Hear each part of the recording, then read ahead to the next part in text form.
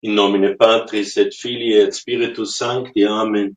Introibo d'altare Dei. Ad Deum glorificat juventus meam. Judica me Deus et discerne causa meam, decente non sancta, ab homine iniquo et doloso erue me. Fiat Deus quadratus mea, quare mere voriste, quare destes in cedo, sum afflicit me nicum.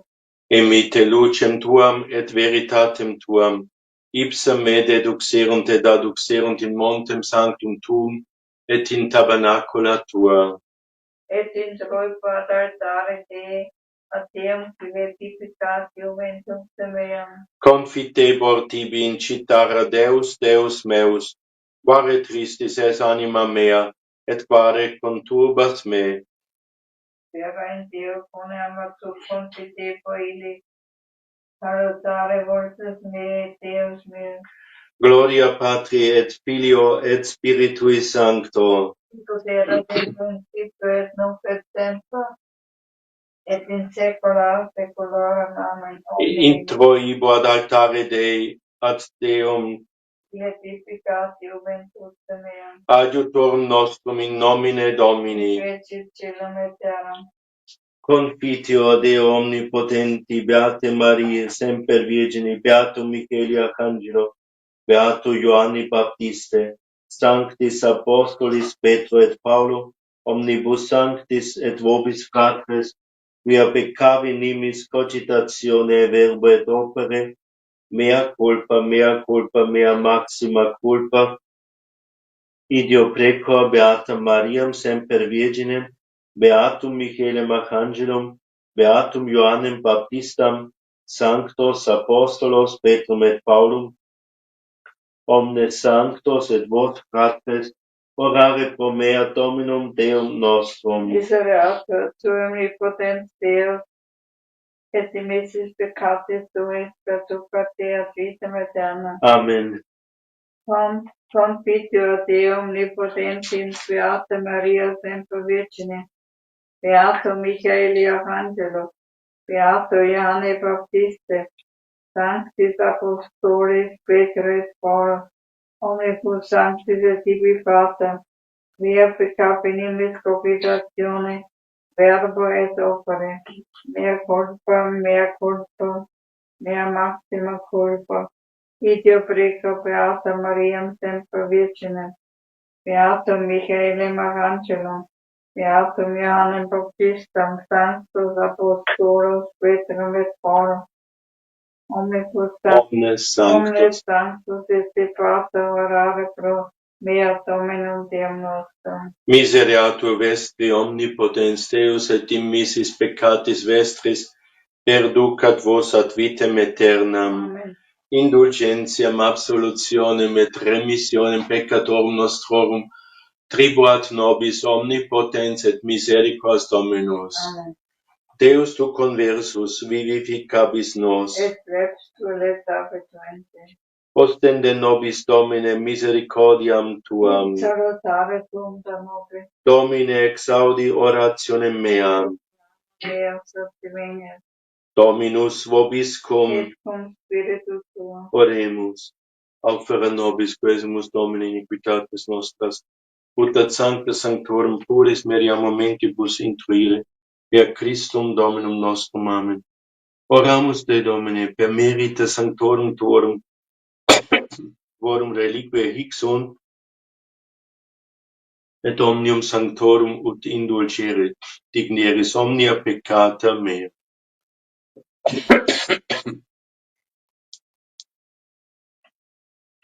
Salus populi ego sum dicit Dominus. De quacunquem tribulatione clamaverint ad me, exaudiam meos et ero illorum Dominus in perpetuum. Attendite popule meus legem meam. Inclinate audem vestram in verba oris mei. Gloria Patri et Filio et Spiritui Sancto, sic ut erat in principio et nunc et semper, et in saecula saeculorum. Amen. Salus populi ego sum dicit Dominus, de quacumque tribulatione clamaverint ad me, exaudia meos et ero illorum Dominus in perpetuum. Kyrie eleison. Kyrie eleison. Kyrie eleison. Christe eleison. Christe eleison. Christe eleison. Kyrie eleison. Kyrie eleison. Kyrie eleison.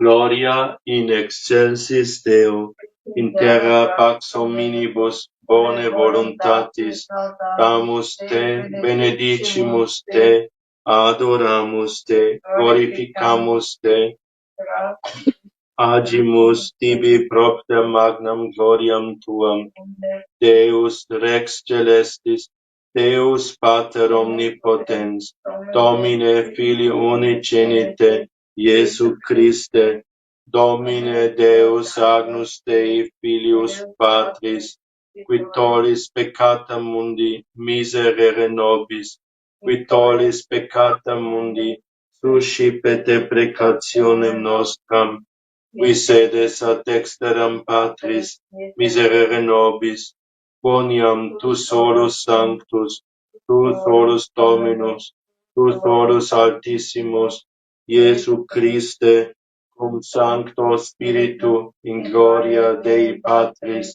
Amen.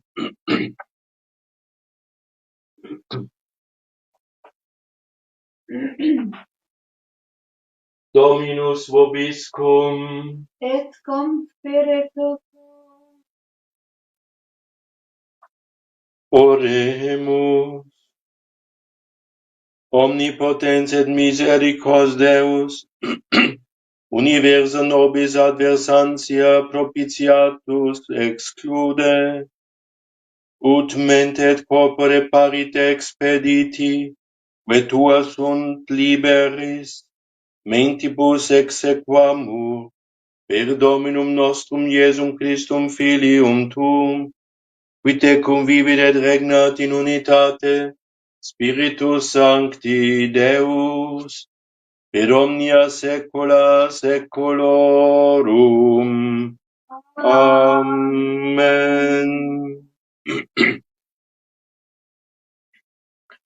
Lectio epistole Beati Pauli Apostoli ad Ephesios.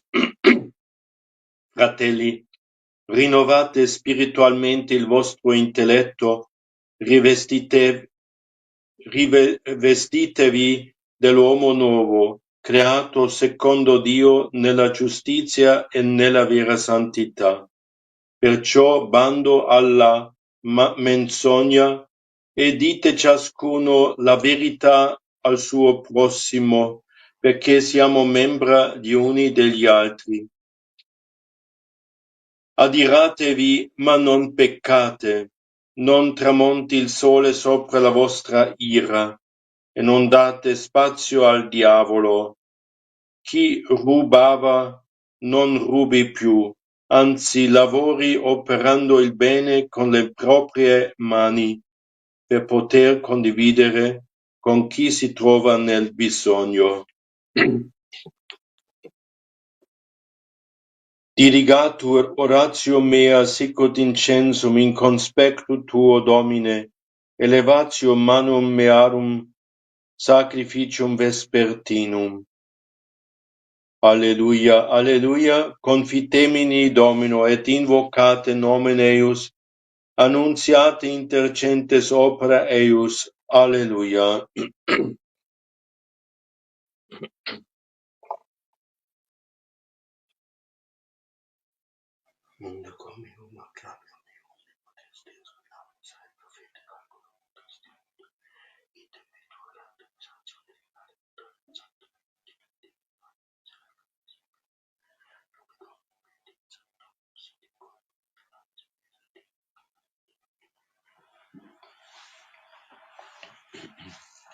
Dominus vobiscum. Sequentia Sancti Evangelii secundum Matteum. Gloria a tibi, Domine. In quel tempo Gesù parlava ai principi dei sacerdoti ed ai farisei con parabole dicendo: Il regno dei cieli è simile a un re che fece una festa di nozze per suo figlio. Egli mandò i suoi servi a chiamare gli invitati alle nozze, ma questi non volevano venire.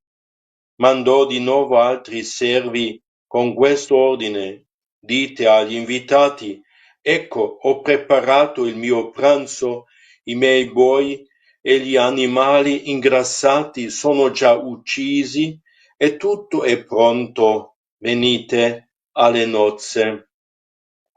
Ma quelli non se ne curarono e andarono chi al proprio campo, chi ai propri affari. Altri poi presero i suoi servi, li insultarono e li uccisero. Allora il re si indignò, mandò le sue truppe, fece uccidere quegli assassini e diede alle fiamme la loro città. Poi disse ai suoi servi: la festa di nozze è pronta, ma gli invitati non erano degni. Andate ora ai crocicchi delle strade e tutti quelli che troverete chiamateli alle nozze. Usciti per le strade, per quei servi radunarono tutti quelli che trovarono, cattivi e buoni, e la sala delle nozze si riempì di commensali. Il re entrò per vedere i commensali e lì scorse un uomo che non indossava l'abito nuziale. Gli disse: Amico, come mai sei entrato qui senza l'abito nuziale? Quello ammutolì. Allora il re ordinò ai servi: legatelo mani e piedi e gettatelo fuori nelle tenebre. Là sarà pianto e stridore di denti, perché molti sono chiamati, ma pochi eletti.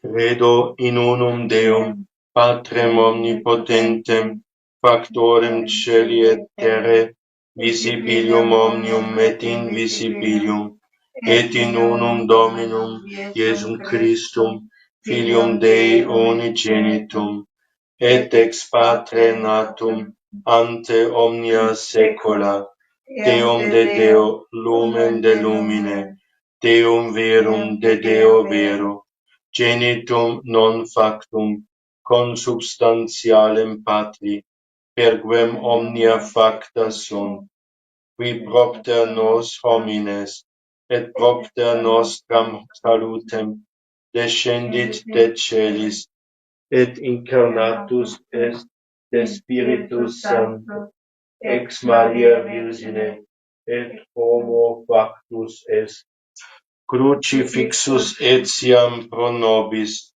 sub Pontio Pilato, passus et sepultus est, et resurrexit tertia die, secundum Scripturas, et ascendit in caelum, sedet ad dexteram Patris, et iterum venturus est, cum gloria judicare vivos et mortuos, cuius regni non erit finis, et in Spiritum Sanctum Dominum, et vivificantem, qui ex Patre Filioque procedit, qui cum Patre et Filio simul adoratur et conglorificatur, qui locutus est per prophetas, et unam sanctam catholicam et apostolicam ecclesiam, confitur unum baptisma in remissionem peccatorum,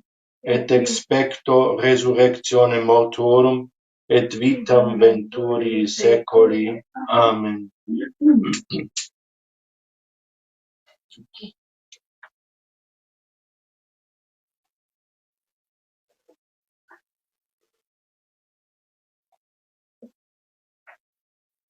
Dominus vobiscum. Et cum spiritu tuo. Oremus. Si ambulavero in medio tribulationis, vivificabis me, Domine, et super iram inimicorum meorum extendes manum tuam, et salvum me faciet dextera tua.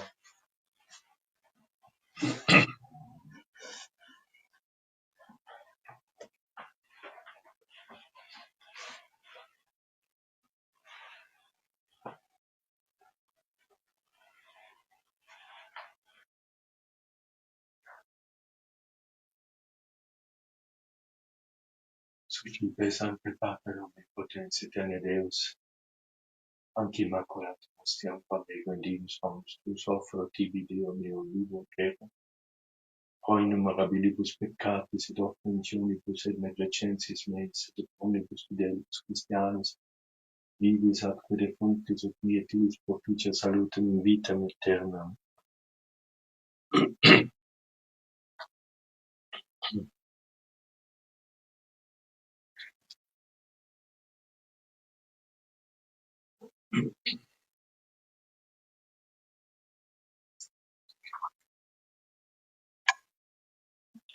Deus per humana substantia dignitate mirabilitia condisti et mirabilibus reformasti, da nobis per huius aquae fini, stierim eius dignitatis esse consor.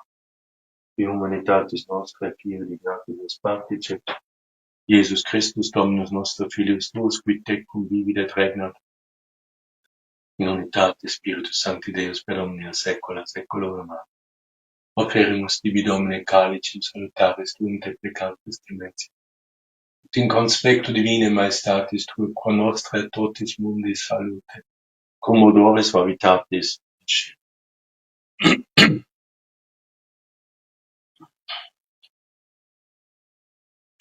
In spiritu humilitatis et in animo contrito suscipiam a te, Domine, et sic fiat sacrificium nostrum in conspectu tuo vodi, ut placiat tibi Domine Deus.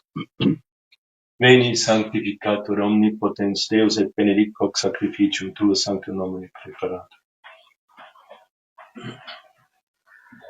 Lavabo in te innocentes manus meas et circumdavo altare tuum, Domine, ut audiam vocem laudis et tenarum universa mirabilia tua.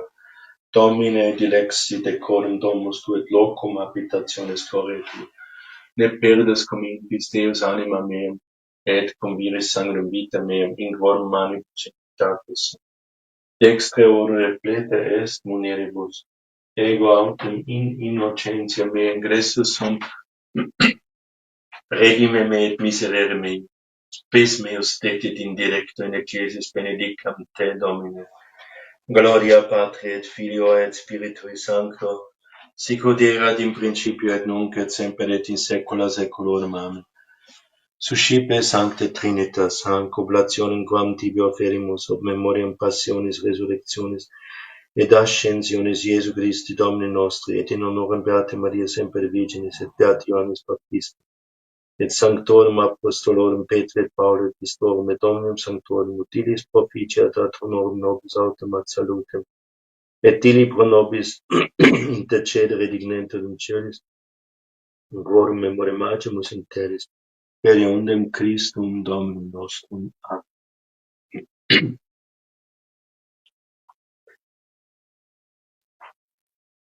Orate fratres et mimas.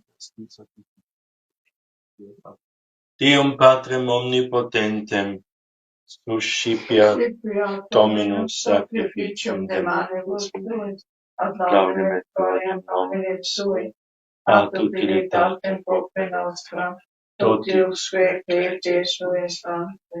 Amen. Ec una questus nomine, et oculis tui, maestatis oferimus salutaria nobis esse concedi. per Domnul nostru, Iesu Hristos, prin tu, spite convivi et regna, in unitate Spiritus Sancti Deo, per omnia saecula saeculorum. Amen.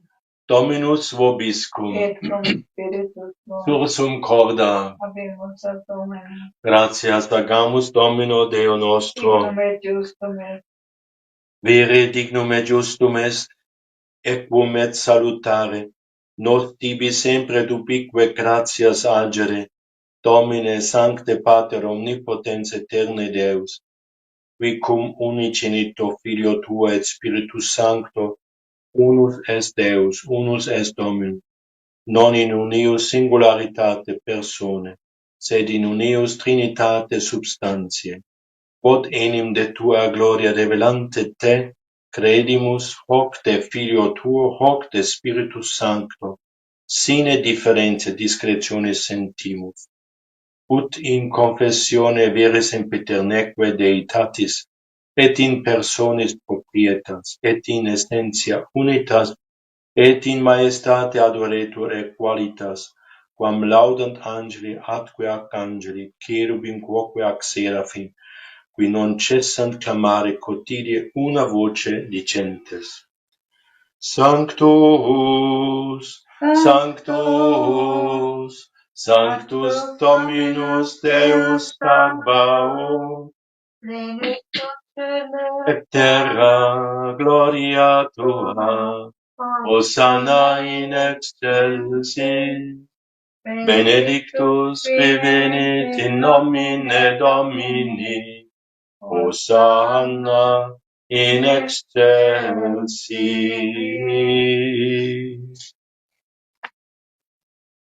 Dicitur clementissime Pater per Iesum Christum Filium Tuum Dominum nostrum, suplices rogamus ac petimus, ut acceptabias et benedicas lectora, ec numera, ex sancta sacrificia ilibat, in primis quae tibi oferimus per tese tuo sancta, quam pacificare, custodire, adunare et reggere dignitas toto ad aeternam. Una convam Deum Maria, tantissimis et omnibus orthodoxis, atque catholici et apostolici fide conformis. Memento Domini, omnium fiat, et omnium circumstantium, quod tibi fides conte, not tibi sacrificium laudis, os Iesus omnibus redemptionem altum, nos pesa lutis et incorruptatus, tibi peredum mundus aeterno Deo vivo et vero.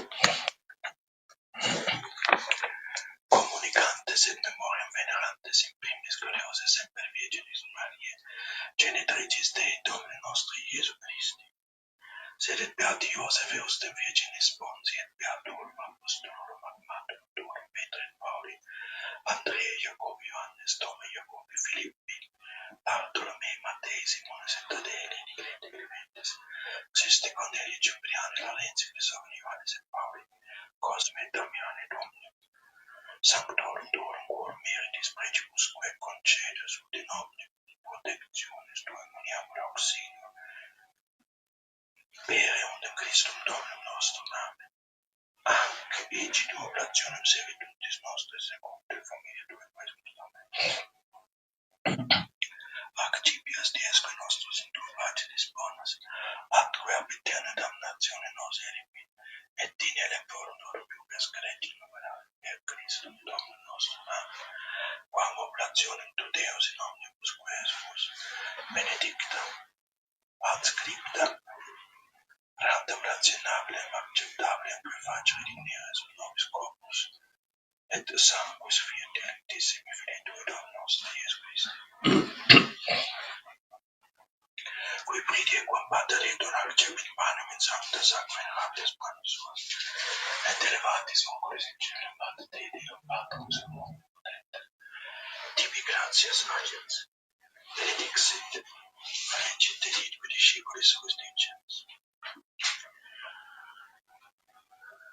Ac cipite et madugate ex ocome, hoc est enium corpus meum.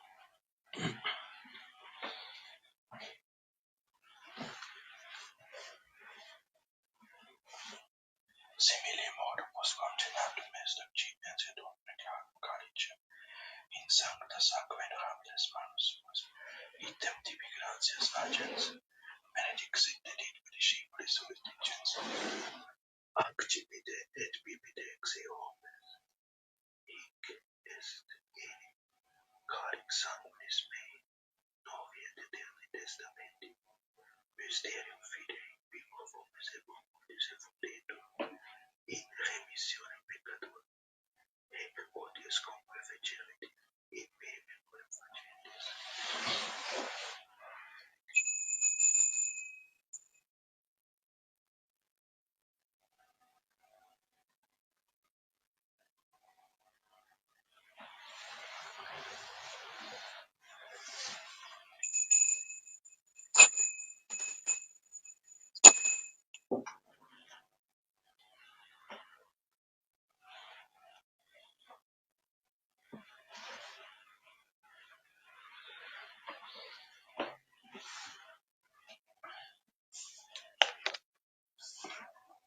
Und et memo est Dominus, erit preceptus tuas angelos, Christi, resurrectionis et evangelios ascensionis, declaram est hostia pura, hostia sancta, hostia immaculata, panem sanctum vitae aeterna, et calice sanctis benedictum, supra quem propitia accedemur multitudes misericordias acceptabiles, sicut acceptabiles dignatus est monum quod justia et sacrificium patriarche nostri, et quod tibi obtulit sumus sacerdos magis et sanctum sacrificium immaculata supplices Deo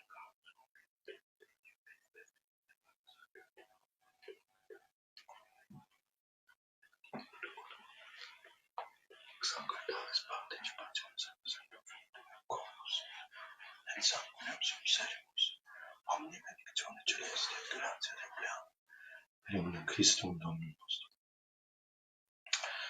Memento etiam Domine famulorum qui nos praedecerum cum signo Fidei et dormiunt in somno pacis.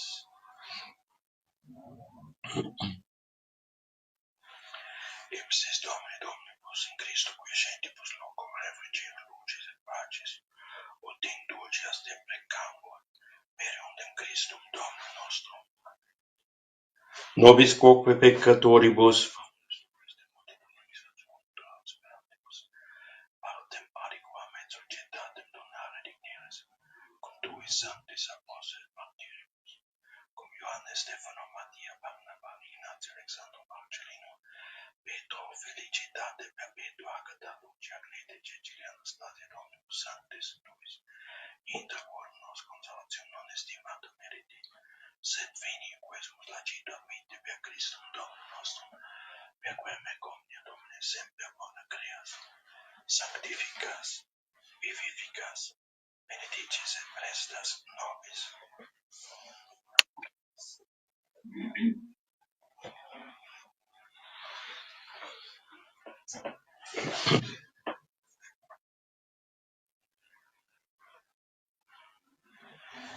Per ipsum, et cum ipso, et in ipso, est tibi Deo Patri Omnipotenti, in unitate Spiritus Sancti, omnis honor et gloria.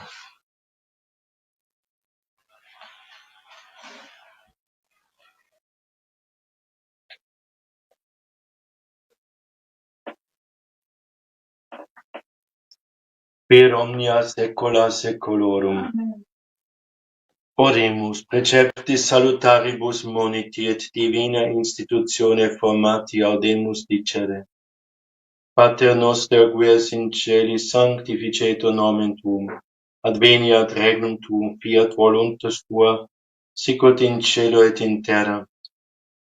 Panem nostrum quotidianum da nobis hodie, et dimitte nobis debita nostra, sicut et nos dimittimus debitoribus nostris, et ne nos inducas in tentationem, libera nos quesumus Domini ab omnibus malis, preteritis presentibus et futuris. et intercedente beata et gloriosa semper Virgine Dei Genitrice Maria, cum beatis apostolis tuis Petro et Paula et Andrea et omnibus sanctis, da propitius pacem in diebus nostrum.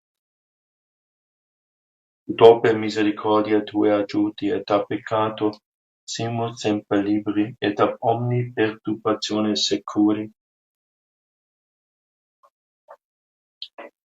Fide undem Dominum nostrum, Iesum Christum, Filium Tuum, qui te convivit et regnat in unitate Spiritus Sancti Deus, per omnia saecula saeculorum. Amen. Pax Domini sit semper vobiscum. Et cum spiritus tuo. Et cum spiritu consecratio Christus Sancti Spiritus Novis. Agnus Dei, qui tollis peccata mundi. Miserere nobis. Agnus Dei, qui tollis peccata mundi. Miserere nobis. Agnus Dei, qui tollis peccata mundi. Dona nobis pacem.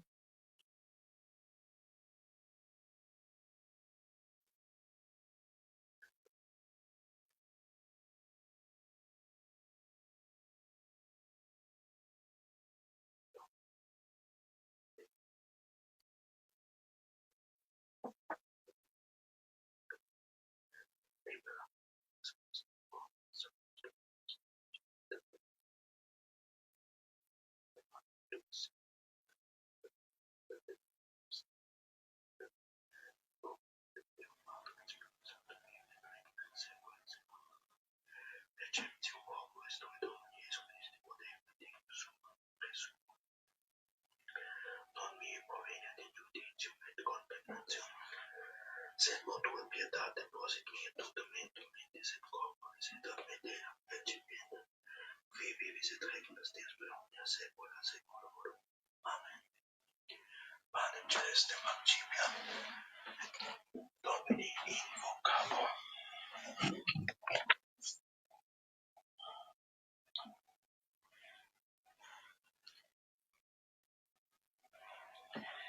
Domine non sum dignus, Domine non sum dignus, Domine non sum dignus.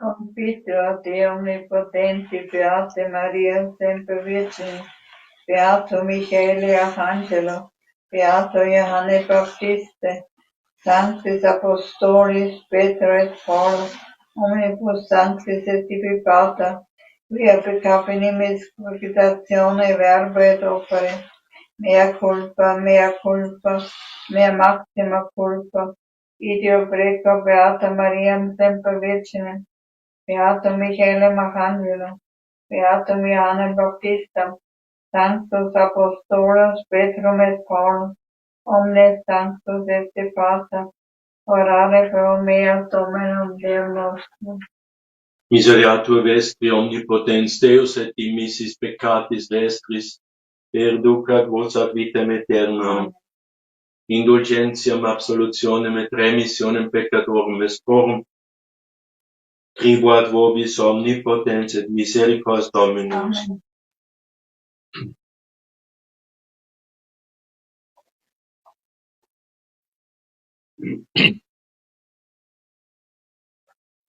Ecce Agnus Dei, ecce qui tollit peccatam mundi. Domine non nos interest tectum meum, et tantum te globo et sanabito anima mea. Domine non sum dignus ut intres ut tectum meum, sed tantum dic verbo et sanabito anima mea. Domine non sum dignus ut interest tectum meum, et tantum dic verbo Et sanabito sanabito anima mea. Opus Dominus Dei, Amen. Comunione spirituale. Signore mio Gesù Cristo, io credo che tu sei realmente presente nel Santissimo Sacramento dell'altare, col tuo corpo e il tuo sangue, la tua anima e la tua divinità. Io ti amo sopra ogni cosa e ti desidero nell'anima mia, giacché ora non posso riceverti sacramentalmente, vieni almeno spiritualmente nel mio cuore. Come già venuto, io ti abbraccio e mi unisco tutto a te, non permettere che io abbia a separarmi mai da te, così sia.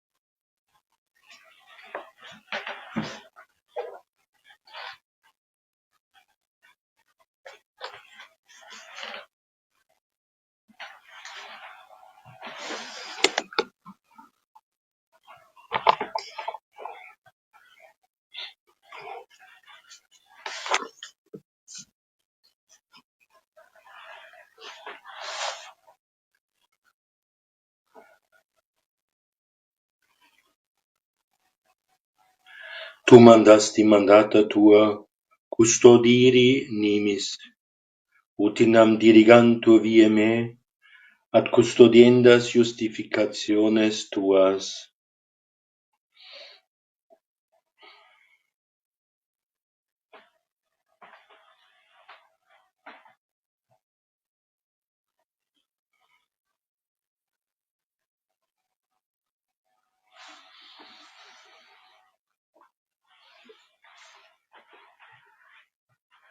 Dominus vobiscum, Et cum spiritu tuo. oremus.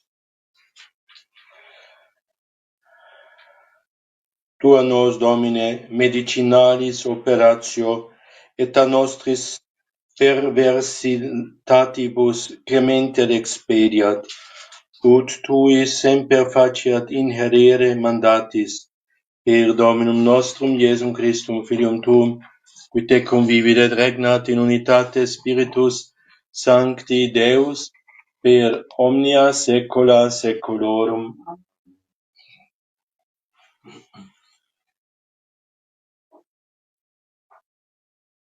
Dominus vobiscum, Et cum spiritu tuo. ite missa est. Io gratia.